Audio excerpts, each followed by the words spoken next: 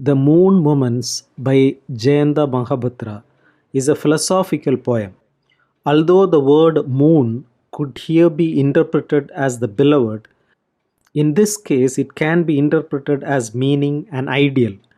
The title, namely the moon moments, means those moments when a human being begins actively to contemplate his ideals and to determine the degree of success which he can achieve so far as that ideal is concerned. Ideals can never be fulfilled. This seems to be the message of this poem, and yet a man cannot stop harboring an ideal. This too is the message. The light of the stars is falling on the matting in a restless manner. The women talking outside have a gloomy look on their faces and an expression of sadness in their eyes. As for the speaker in the poem, there is always some ideal which takes hold of him and acts as a stimulus to action. He asks why one room always leads to other rooms. In other words, he wants to know why one idea leads to other ideas. The protagonist says that human beings often feel convinced that their minds would lead to something which had never been permitted to them before. Human beings encourage themselves to think along those lines even though they do not specifically know what to expect. They just sit under the trees feeling hurt and feeding the ideal which has taken hold of them. They behave in this manner naturally, just as the wind blows naturally against a tree. When all is said and done, we have to realize that time is not a magician who knows everything about everybody and who can also forecast or predict what would happen to individual human beings in the future. If time does know things, then it has every right to feel proud of its foreknowledge, and it has every right to feel proud of its awareness of the triumphs which human beings are capable of achieving.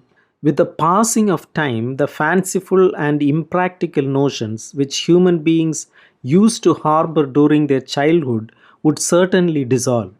Even such ideals as socialism and such ideals as the brotherhood of man melt away from the minds of human beings with the passing of time. Even a belief in the equality of wealth and a belief in the brotherhood of man no longer appear to be feasible or practicable when human beings begin to understand the realities of human life and human nature. Some human beings may still adhere to such notions and they may continue to cling to the everlasting values which their sense of honor and of human dignity teaches them. But the ideal of universal love does not last long in the minds of most people.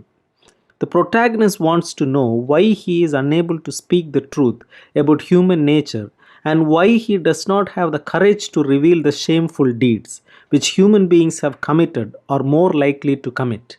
The protagonist has his ideals even though his ideals have remained unrealistic all these years.